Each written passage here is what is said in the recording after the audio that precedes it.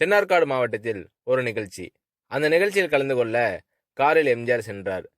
வழியில் பல இடங்களில் மக்களின் வரவேற்பை ஏற்றுக்கொண்டு நிகழ்ச்சிக்கு சற்று தாமதமாகவே சென்றார் எம்ஜிஆர் அவர்கள்.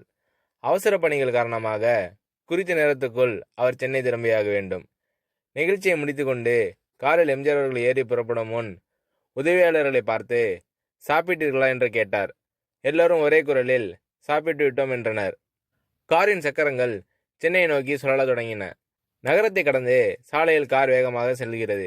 திடீரென காரை ஓரமாக நிறுத்து என்று எம்ஜிஆர் அவர்களின் குரல் கடுமையாக ஒலிக்கிறது.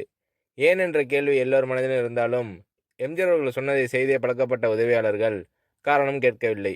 என்றாலும் எம்ஜிஆர் அவர்களின் குரலில் இருந்த கடுமை அவர்களுக்குள் கலவரத்தை ஏற்படுத்தியது.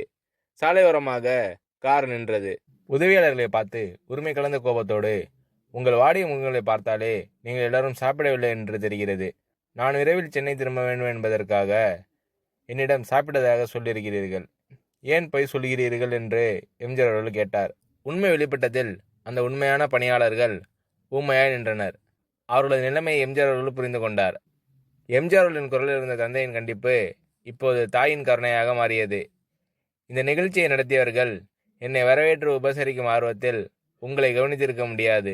நான் புறப்பட தாமதமாகிவிடும் என்பதற்காக சாப்பிட்டு விட்டதாக நீங்கள் பொய் சொன்னால் எனக்கு தெரியாதா? நான் சந்தேகப்பட்டுதான் அங்கிருந்தவர்களிடம் இட்லிகளை பொட்டலமாக கட்ட சொல்லி வாங்கி வந்தேன்.